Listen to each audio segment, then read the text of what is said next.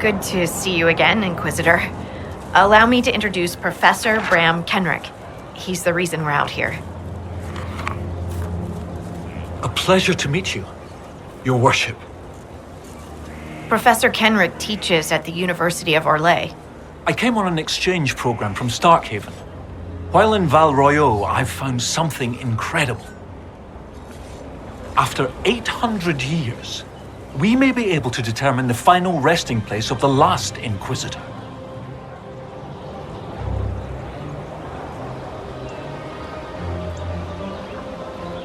I'm afraid I'm a little behind on my studies. Inquisitor Emeridon stepped down shortly before the Nevarran Accord brought the Seekers of Truth into the Chantry.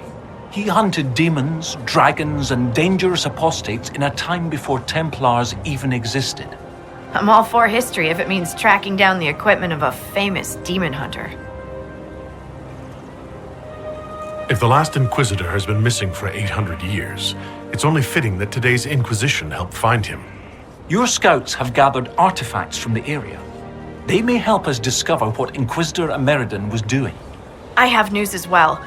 We've encountered hostile Avar to the north. They call themselves the Jaws of Hakkon. There's also an Avar hold to the east.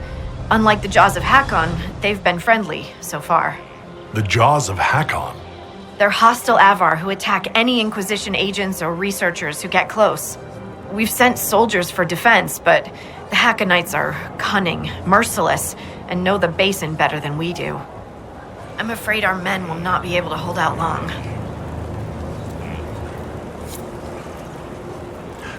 I should go. See you soon, Inquisitor.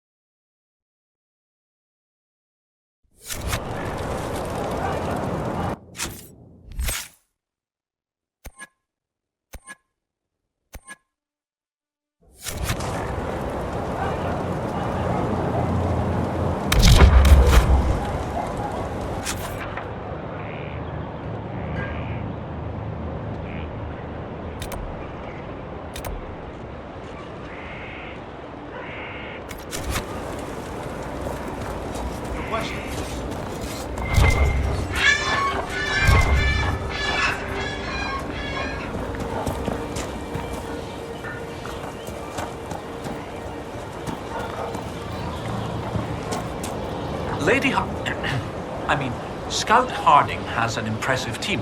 Her people brought back a number of artifacts. If you need something tracked, Scout Harding is your woman. If only it were that easy. After 800 years, we can't just look for tracks.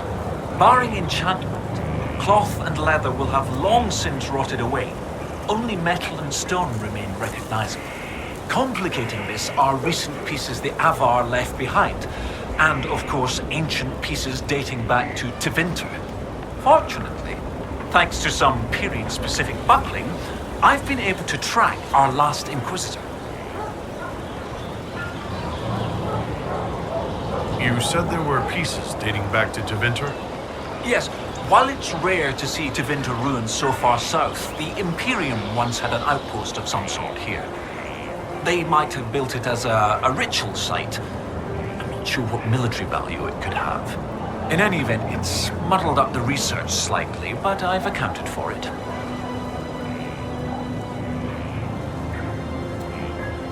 You lost me at buckling.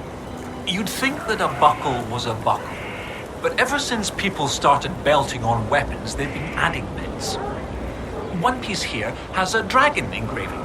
With the alloys of the metals used, it's clearly Tevinter, while this one uses a clasp that wasn't invented until the dawn of the Elysian Empire.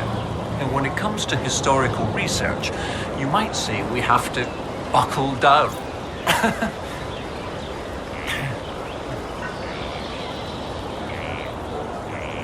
What do you have, Professor?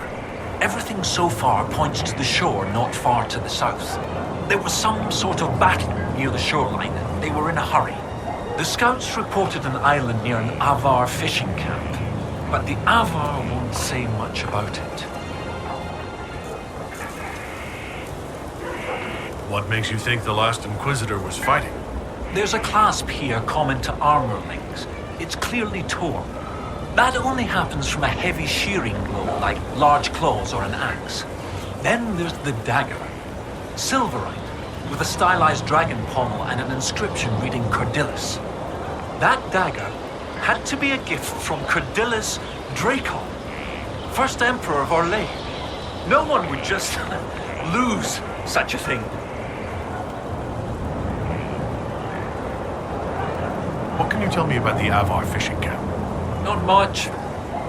It's the friendly Avar, not these jaws of Hakkon barbarians. According to the scouts, they wouldn't say much about the area. Likely a local superstition. I'll find a way to that island and see if there's anything useful there. Excellent. I'll continue to study what's been found. With luck, we'll both find some answers. Also, one of my research assistants, Colette, was investigating an old structure to the north. I'm not certain it's related to our investigation, but it couldn't hurt to check with her.